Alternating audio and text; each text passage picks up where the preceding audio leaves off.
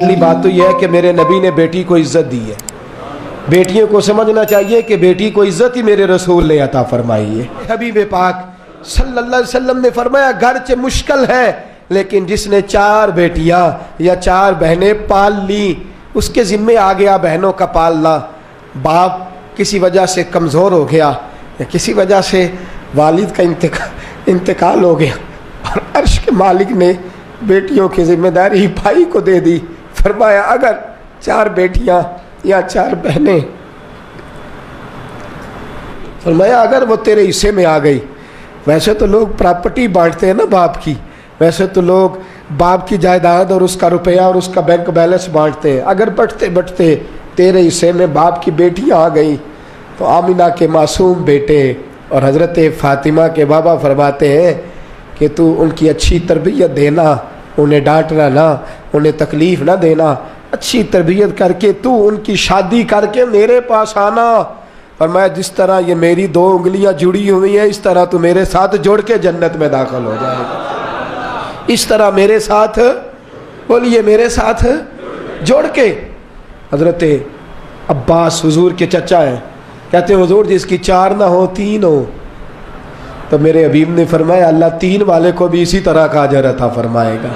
حضور جس کی 2 ہو فرمایا تو کوشش کر, محنت کر, تو ان کی اچھی پرورش کر, ان سے پیار کر, اس طرح میرے ساتھ جڑ کے جنت میں داخل ہو جائے گا.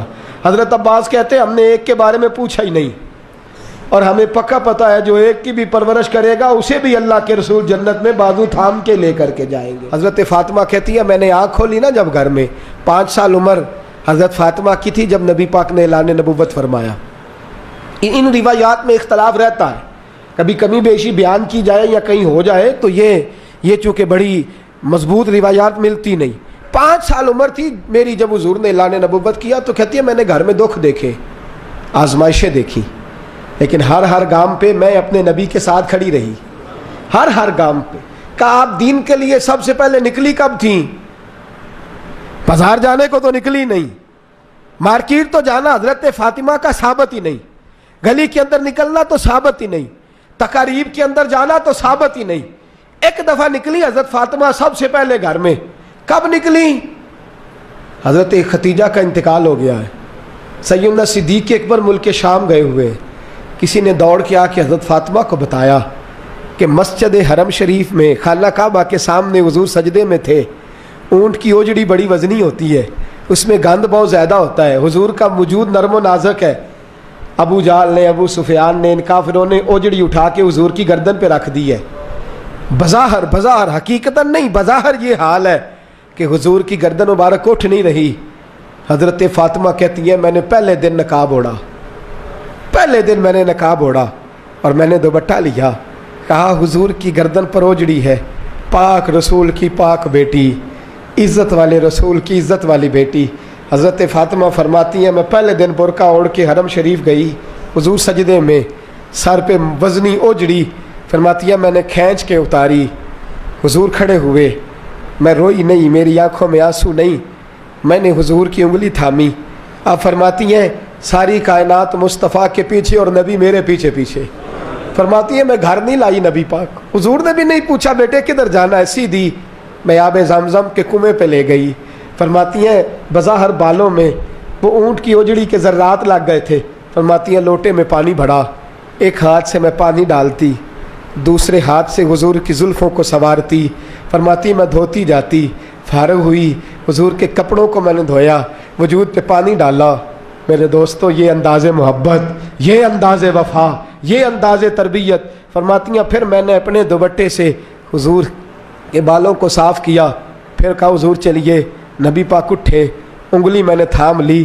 فرماتی ہیں خرامہ پیچھے اب بھی نہیں پوچھا فاطمہ کدھر جانا ہے. فرماتی ہیں حضور سید عالم صلی اللہ علیہ وسلم کو گھر لائی, چارپائی پہ بٹھایا اور بٹھا کے دودھ کا پیالہ میں لائی, حضور کو دیا. پھر میں نے نبی پاک کو کھجوریں دی اور جب حضور نے پی لی تو فرماتی ہے میں بازوؤں کا ہار بنا کے گلے سے لپٹ گئی, ماتھا چوما تو حضور روئے. تو میں نے کہا یا رسول اللہ آپ نے غم نہیں کرنا, میری اماں سیدہ ختیجہ فرمایا کرتی تھی فاطمہ تیرے باپ کو اللہ بڑی عزتیں عطا فرمائے گا. بڑی فرماتی ہیں وہ پہلے دن میں دین کے لیے نکلی، پھر میں بدر میں بھی مصطفیٰ کے ساتھ گئی، احد میں بھی گئی، میں خندق میں بھی گئی، میں پھر حضور سید عالم صلی اللہ علیہ وسلم کے ساتھ احد میں جب نبی پاک صلی اللہ علیہ وسلم کو زخم لگ گئے، حضور کے دانت مبارک شہید ہو گئے، وجود سارا زخموں سے بھر گیا، تو میرے رسول پاک صلی اللہ علیہ وسلم کے سامنے حضرت علی آئے۔ میں نے الحمدللہ اس غار کی زیارت کی ہے میدان احد میں جس میں میرے نبی نے آرام فرمایا تھا۔ فرماتے ہیں غار میں آرام میں تھا، حضرت علی آئے تو جناب علی فرماتے ہیں رسول پاک صلی اللہ علیہ وسلم نے فرمایا علی میرے زخموں کی خبر فاطمہ کو نہیں کرنی۔ حضرت فاطمہ ساتھ ہیں، زخمیوں کو پانی پلاتی ہیں، حضور کے ساتھ آئے، میرے زخموں کی خبر فاطمہ کو نہیں کرنی، اسے نہیں بتانا۔ جناب علی کہتے ہیں حضور نے یہ کہا اور میں نے رخ پھیرا تو فاطمہ میرے پیچھے کھڑی تھی، فاطمہ پیچھے، بتانا پڑا ہی نہیں، سیدہ پہنچ گئیں۔ کہتے ہیں کپڑا گرم کر کے جلا کے لائیں، حضور کے زخموں میں رکھا، بڑا حوصلہ ہے حوصلے والے نبی کا۔ فرماتی ہیں گیلا کپڑا کر کے لائیں، اس سے حضور کے چہرہ انور سے خون کو صاف فرمایا۔ پھر فرماتی ہیں حضرت فاطمہ رضی اللہ تعالیٰ عنہ نے نبی پاک کو مرہم پٹی کی۔ فرماتی ہیں ان ساری چیزوں سے فارغ ہو کے کپڑے ساتھ لائی تھی، حضور کا لباس تبدیل کیا۔ جب رسول پاک صلی اللہ علیہ وسلم غار میں ٹیک لگا کے آرام کرنے لگے، اللہ نے پتھروں کو نرم کر دیا۔ تو فرماتی ہیں فاطمہ اٹھ کے باہر گئی، جناب علی فرماتے ہیں میں گیا تو احد کی پچھلی جانب دیوار پہ سر رکھ کے فاطمہ رو رہی تھی، میں قریب گیا تو میں نے کہا وہاں تو تیرے بڑے حوصلے تھے، تیرا ایک آنسو بھی نہیں گرا، اور یہاں تیرا کیا حال ہے؟ فرمانے لگی علی تو نے حضور کے زخم نہیں دیکھے، تو نے رسول پاک کی تکلیف کو نہیں دیکھا، وہاں روتی تو حضور پریشان ہوتے، یہاں اپنے رب کی بارگاہ میں آنسو بہا رہی ہوں۔ حضرت علی کہتے ہیں آنسو میرے بھی نکلے، میں نے کہا بیٹی جانے اور باپ جانے۔ وہ کہتے ہیں فاطمہ کو بتانا نہ، فاطمہ جاتی ہے تو حوصلہ دیدنی، ساری زندگی اس دین متین کے لیے سیدہ طیبہ طاہرہ کا اسوہ نور رہا۔ گھر میں میرے رسول کریم صلی اللہ علیہ وسلم کائنات کے امام ہے۔ توجہ ہے آپ حضرات کی؟ نیند تو نہیں آ رہی؟ بڑا خاص عنوان ہے، اس عنوان پر بولنا بھی مشکل، لکھنا بھی مشکل، پڑھنا بھی مشکل، خاص منفرد سا عنوان ہے، حضرت فاطمہ الزہرا۔ سیدہ فرماتی ہیں گھر کے اندر یہ حال تھا کہ حضور اشارہ کریں، یہ نہیں کہ باپ دے کچھ نہیں سکتا تو بچے غربت میں پلے، نہ اختیاری فقر ہے، حضور اشارہ کریں تو کائنات کی ساری نعمتیں ڈھیر ہو جائیں۔ اور آپ فرماتی ہیں میں نے یہ منظر دیکھا بھی ہے، یہ منظر میں نے، بولیے یہ منظر میں نے، حضور کی بادشاہی کو میں نے دیکھا ہے۔ ایک دفعہ یہودیوں کی عورتوں نے شرارت کی کہ حضرت فاطمہ کو بلاتے ہیں اور ان کی غربت کا مذاق اڑاتے ہیں، معاذ اللہ ثم معاذ اللہ۔ کہتی ہیں گھر آئیں عورتیں، کہنے لگی حضور اپنی بیٹی کو بھیجیے، ہمارے گھر میں شادی ہے، ہم چاہتی ہیں یہ وہاں لوگوں کو تبلیغ کریں، دین کا پیغام دیں۔ اب اسلام پر تو حضور ضرور بھیجا کرتے تھے، چاہے کو دھوکے سے ہی بلاتا۔ میرے حبیب پاک صلی اللہ علیہ وسلم نے کہا فاطمہ جاؤ۔ حضرت فاطمہ کہتی ہیں ہاں تو کر لی، پر میرے وجود پہ کپڑے پھٹے ہوئے تھے، کئی جگہ پہ پیوند تھے، اور مجھے پتا تھا یہ عورتیں کس مزاج کی ہیں۔ فرماتی ہیں میں نے نہ، حضور نے کہا تو میری آنکھوں میں 2 قطرے آنسوؤں کے آ گئے۔ میں نے کہا یا اللہ اپنے لیے نہیں، تیرے نبی کے دین کے وقار کے لیے، یا اللہ یہ عورتیں یہ بڑے برے خیالات اور نظریات کی ہیں، یہ مذاق اڑائیں گی دین اسلام کا، مہربانی فرما، نظر کرم فرما۔ حضرت فاطمہ فرماتی ہیں ابھی میری بات بھی مکمل نہیں ہوئی، رسول پاک پھر تشریف لے آئے اور فرمایا فاطمہ کیا کیا سوچ رہی تھی، کیا کہہ رہی تھی؟ کہ حضور کوئی خاص نہیں۔ فرمایا نہیں کچھ تو کہہ ہی رہی تھی، کچھ تو سوچ ہی رہی تھی۔ کہتی ہے میں نے بادشاہی کے نظارے گھر میں دیکھے، کچھ تو سوچ رہی تھی۔ حضور کیا ہوا؟ فرماتے ہیں حضور نے چادر مبارک کھولی، اندر سے جوڑا نکالا، فرمایا پتہ نہیں تو نے کیا سوچا ہے، جبریل جنت سے جوڑا لے کے پہنچ گئے۔ حضور نے وصال سے 3 دن پہلے حضرت فاطمہ کو بلایا، کان میں کوئی بات کہی تو حضرت فاطمہ رونے لگی۔ حضرت عائشہ کہتی ہیں پھر کان میں کہا تو ہنسنے لگی۔ حضور کے وصال کے بعد میں نے پوچھا فاطمہ کیا بات ہوئی تھی؟ فرمایا نبی پاک نے میرے کان میں کہا تھا فاطمہ میرے جانے کا وقت آ گیا ہے، تو میں رو پڑی۔ پھر حضور نے فرمایا جنت میں تو سب سے پہلے مجھ سے ملاقات کرے گی، تو فرماتی ہیں میں ہنس پڑی۔ حضور کا وصال ہوا۔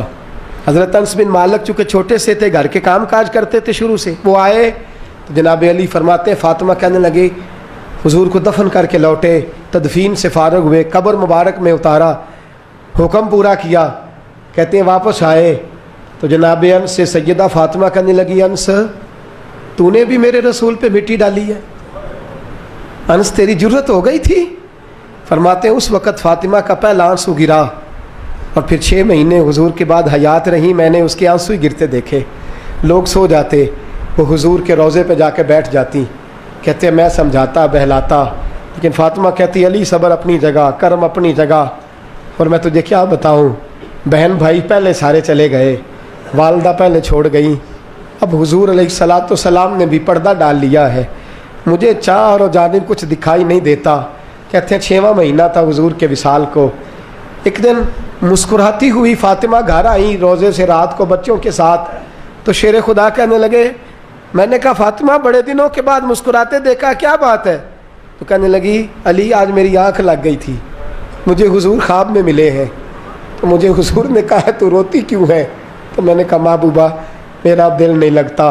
तो फरमाया बेटी तैयारी कर, तू मेरे पास आने वाली है। हज़रत अली फरमाते हैं बस फ़ातिमा बीमार हुई, चंद दिन गुजरे तो मुझे बुलाया और कहने लगे अली वक्त जाने का आ गया है, ये अली के घर की है इज़्ज़त अली से सुनते, नबी के घर की है इज़्ज़त नबी से सुनते, वो जिसने मुअज़्ज़ज़ किया घराने को, हुसैन पाल के जिसने दिया ज़माने को, जाने का वक्त आ गया है।